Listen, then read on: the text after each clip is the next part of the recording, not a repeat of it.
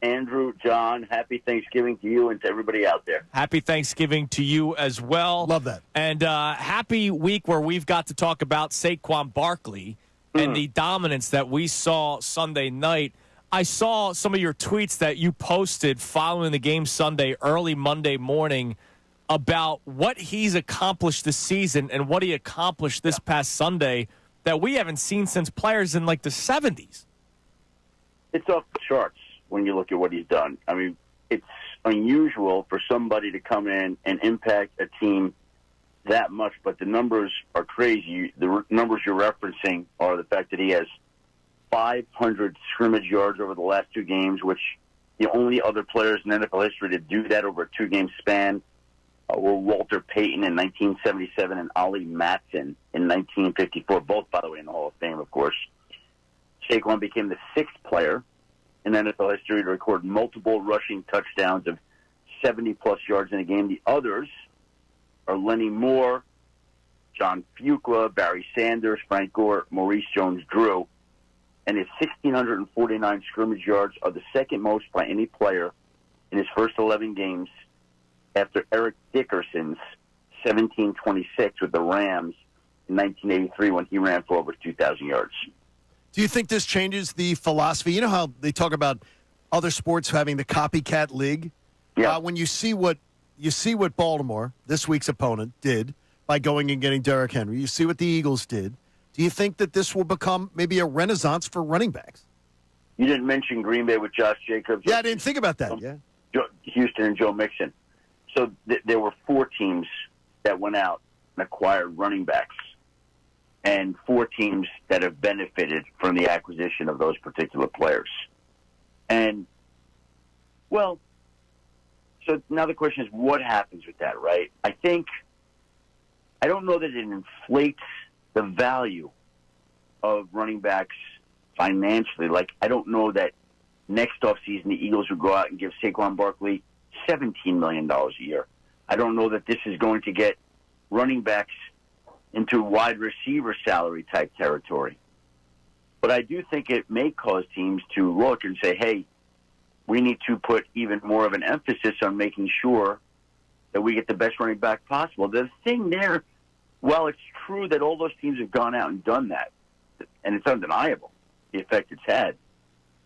There are teams that have been able to go out and get backs later in the rounds and go from there. We could just go through the examples right now. Like, off the top of my head, I know they're not winning, right? But Carolina has Chuba Hubbard, right? Chuba Hubbard, as I look at this right now. Isaiah Pacheco, 7th round for the Chiefs. Isaiah Pacheco, Chuba Hubbard was a 4th. Pacheco was a 7th.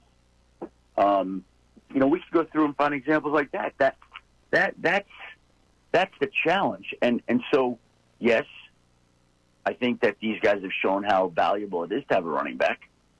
But I don't know that it's going to cause teams to say, okay, we got to go spend $12 million a year on a running back now. We got to go do that. I don't think that's happening either.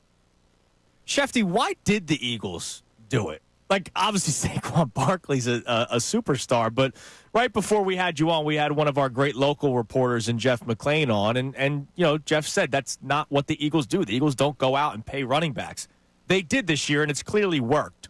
Why, though? Why did they decide this year, let's go get a top running back in free agency? Because I think that the Eagles like to zag when others are zigging, or zigging when others are zagging, whichever one you want to describe it. And so at a time where people aren't spending big money on running backs, and you're still looking at it, and you say, okay, we can go get the best player from our division rival for about $12 million a year. Like, think about that. That's the value these days of a good offensive lineman, or sometimes an okay wide receiver, but you can take an elite running back that was the second overall pick in the draft and take him off your division rival and plug him into your offense with your offensive line, with the weapons you have surrounding him, and have him elevate the offense. And so, yes, ordinarily, that is not an Eagles thing to do, go out and make a big splash like that. But when you have the opportunity to go get an elite player at what is still a very friendly price relative to what's going around for other players. Like, what did the Giants give John Runyan at guard? $10 million, I believe. Jermaine Illuminor. Go back and look at the prices they paid their offensive linemen. The Eagles made a decision that we'd rather pay a running back, in this case, an elite player, than a good player at a valued position. That's what they did. All of a sudden this week, it seems as if the national media has woken up to, wow, the Eagles now, I see them third in power rankings.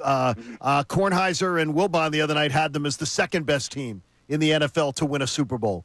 It seems like it couldn't be the Rams game that opened up their eyes. I mean, the Rams, and no disrespect to Sean McVay and the Rams, but it seems like all of a sudden people are waking up to, wow, this Eagles team is really, really good. And you've been on to them for a while. We will give you credit for that. Well, again, what I would say is they've woken up to it was a Sunday night game. Like, they've reeled off how many wins in a row? Seven now? Yes. Yeah. So I just think, like, it was going on early on. They were winning some of those games. It wasn't as impressive. There were still some questions that they were answering. You keep winning, and now you do it in prime time, and now you do it in a splashy way with Saquon going off on a day where the Giants struggled. And now it all comes together, and all of a sudden the Eagles are talking. I think they became a little bit of a talking point last week, frankly, when you looked at the numbers and saw that, during that streak, they've outgained the Lions and outscored the Lions, and their average margin of victory has been greater than the Lions, and the numbers they put together have been better than the Lions, like if you were looking at it. And now it just keeps going on from there. So, listen, I don't think it matters, John, that people do or don't notice the Eagles. Sure, frankly. absolutely. I know it doesn't matter to them. Yeah, they don't care. I think you're better off with nobody. I think the best thing that could happen is everybody keeps saluting the Detroit Lions, talking about how great the Detroit Lions are, which, by the way, I think they are. For the record, I think they're the best team in football, right? That doesn't mean that the Eagles can't beat them. They absolutely can. And I think if they played 10 times in Detroit, the Eagles might win 4 of those games. But the Lions, I think, are tremendous, and the Eagles are getting better. So you got 2 powerhouse teams on a collision course in the NFC. Unfortunately, not everything's perfect with the Eagles. They lose Brandon Graham for the season with the tricep injury. Talk about the impact that losing a player, but also a leader like Brandon Graham, could do to a team that has been clicking, as we just mentioned, a 7-game winning streak. Yeah, well, that's not ideal, right? Now you're going to need some of these other guys to step up, Josh Sweat, Nolan Smith, and Jalen Hunt.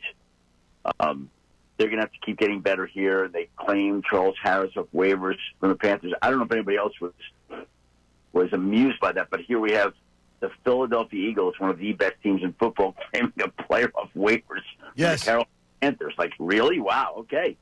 But again, good organizations find good players, and Philly thinks Charles Harris can be good, and he has been good in the past. And for the Eagles' sake, you want him to be productive while he's there in Philadelphia. But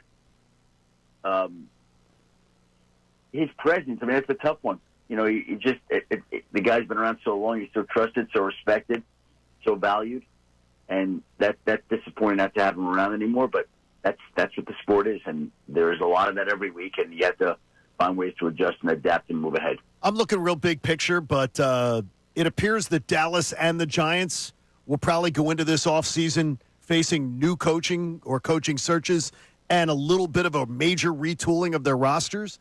The Commanders have sort of come back down to earth a little bit. This window of opportunity for the Eagles looks pretty amazing right now with the young roster of talent that they've got, doesn't it? Well, it does right now. We would have said the same thing last year as it pertained to other teams, and then the Commanders go out and take Jaden Daniels, and so all of a sudden they're in the conversation. They're not as good as the Eagles right now, but they have the building block, the piece that they need to go build a franchise and be successful to be able to at least compete with them. I don't know that they'll be better than them. So, look, the Giants are going to add a quarterback this offseason, and the Cowboys have paid a lot for their prices or their players, so I don't know what they can and can't do. But, look, if you just keep building the roster the way the Eagles have and keep accumulating talent like the Eagles have and adding blue chip pieces, that's all you need to worry about. And they've done what they need to do to be in the spot they are today. If Saquon continues at this pace, is he the league MVP, or do you believe it'll still be handed to a quarterback, which is something that we've grown accustomed to in recent years?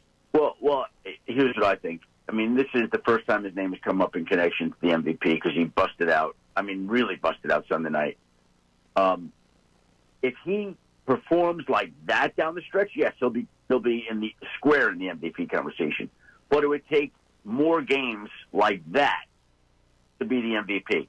Like, if he gets 2,000 yards this season, which is within reach, which would be awesome to see, he'll be in the conversation.